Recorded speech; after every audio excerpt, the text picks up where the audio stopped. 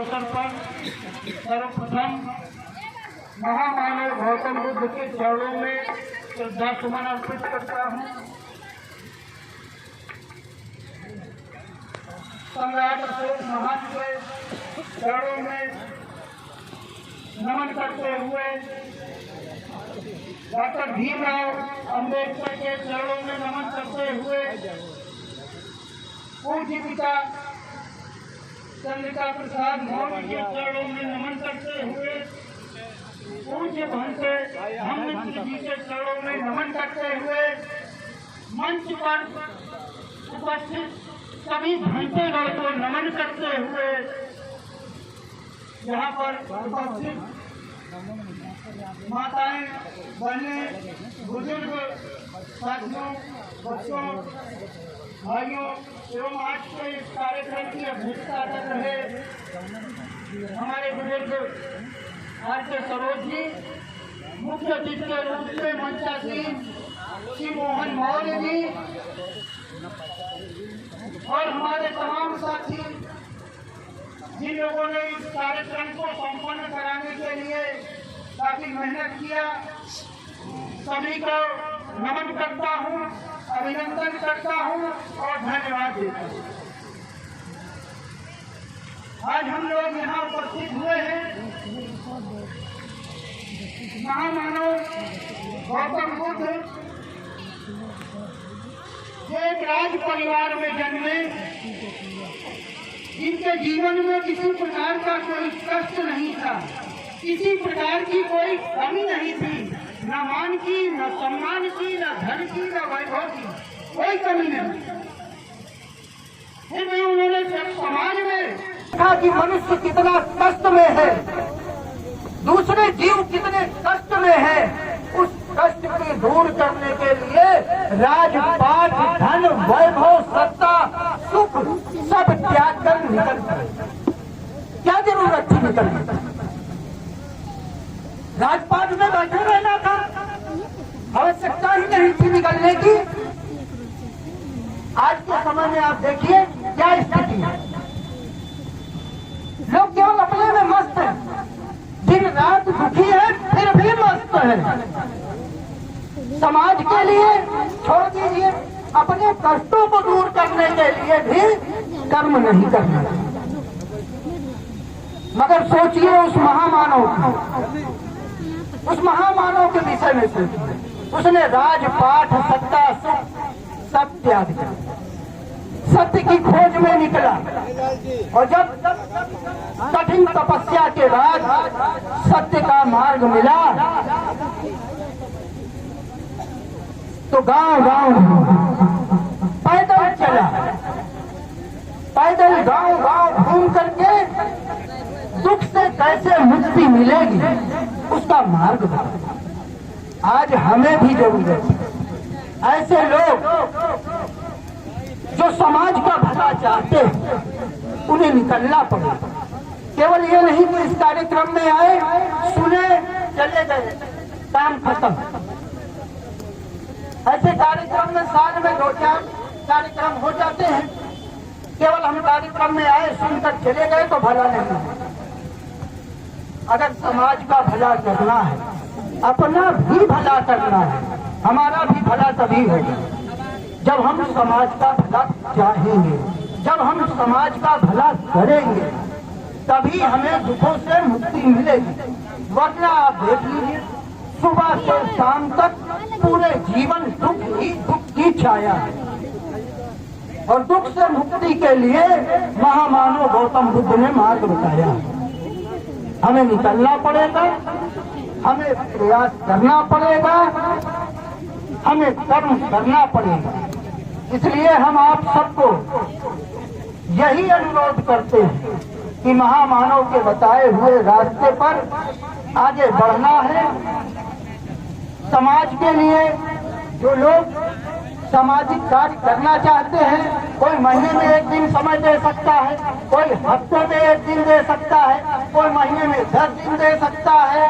हमारे यहाँ राम नरेश जी बैठे हैं, यहाँ पे आकर के अपना नाम, मोबाइल नंबर, पता नोट करा दें। अब उनके लिए कार्यक्रम देंगे, कहाँ जाए, क्या जाए, कैसे करें, क्या क्या करना है समाज के लिए, कैसे करना है, व्यवस्थाएं देंगे हम लोग ताकि समाज का भला हो सके।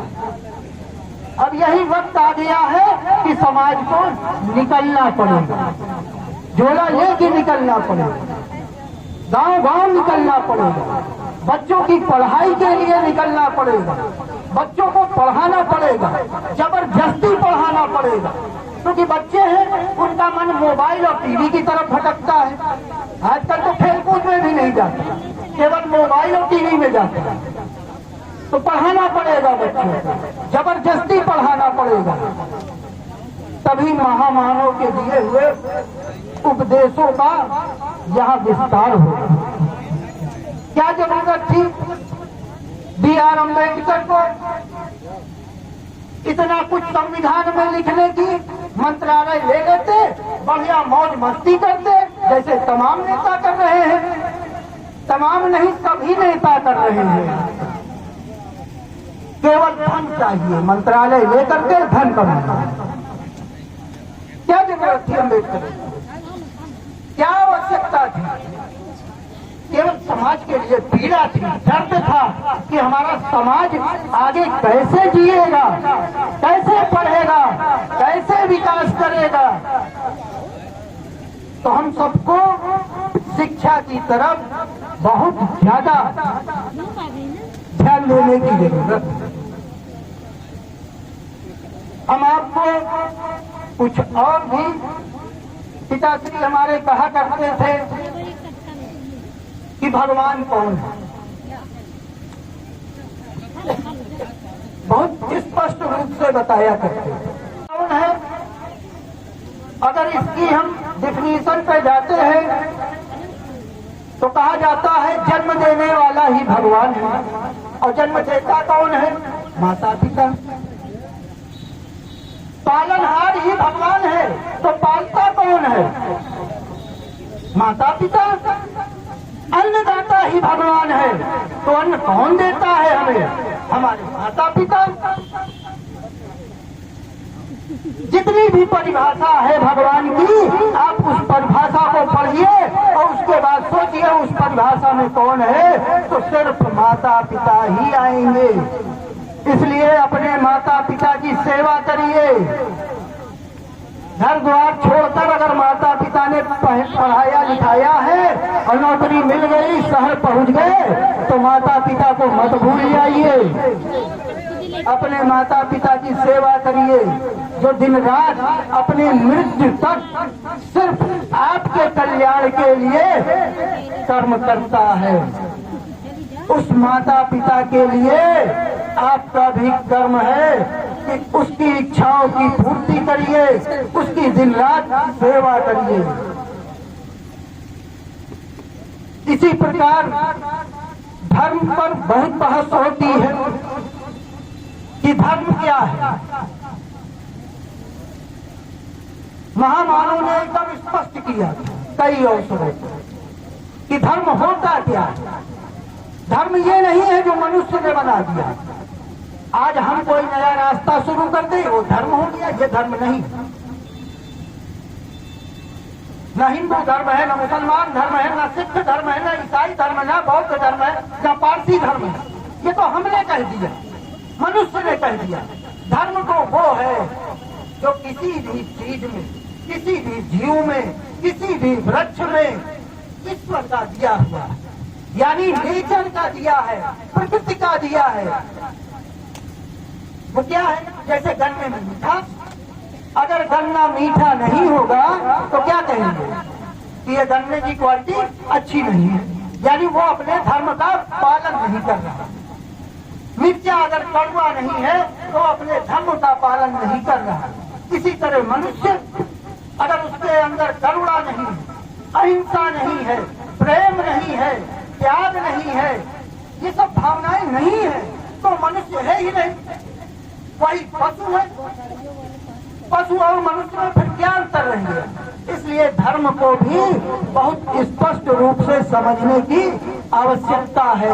और जाति, जो यहाँ तमाम जाति बनाई गई है, ये जाति नहीं है। जाति को अगर नेचर ने बनाया है, कुत्ता, बिल्ली, भाई, गाय, मनुष्य, ये जातियां हैं अलग अलग। हमको दिखाई पड़ता है फिर भी हम नहीं मानते। क्यों नहीं मानते भाई? हमको मानना चाहिए इस चीज को। जो चीज दिख रहा है, नेचर दिखा रहा है हमको, हम वो क्यों नहीं मानते?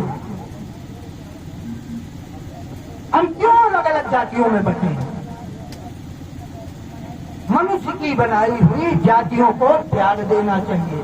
हमारे यहाँ पुराने इतिहास में जाइए तो वंशावली चलती थी, जाति नहीं चलती थी। शाक्य वंश, मौर्य वंश, नाग वंश, यदु वंश, ऐसे तमाम वंश थे। वंश वो जाति नहीं थी, आज जाति बनी। 6,000 जातियों में बढ़ गए। गिने चुने कुछ वंश थे और एक वंश का दूसरे वंश में संबंध होया करता था।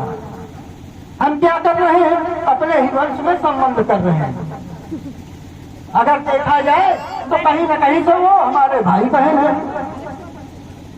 अगर हमारा डीएनए चेक कर लिया जाए तो वही निकलेगा। तो हमें जाति, धर्म, ये सब समझना होगा और जीवन को सत्य के मार्ग पर लेकर चलने के लिए पढ़ाई, इसकी तरफ आगे बढ़ना होगा, व्यापार की तरफ आगे बढ़ना होगा। घर में बैठ करके केवल ख्वाब देखने से धन नहीं मिलेगा। धन कमाने के लिए दिन रात मेहनत करनी चाहिए। तो हम आपसे यही अनुरोध करते हैं कि पढ़ाई करिए, सामाजिक कार्यों में के लिए निकलिए। ज्यादा कुछ न कहते हुए अभी और भी वक्ता हैं, आपको और भी बातें बताएंगे, क्योंकि 4 बजे यहाँ से प्रस्थान भी करना है। इसलिए हम अपनी वाणी को समाप्त करते हैं। नमो बुद्धाय, जय भीम।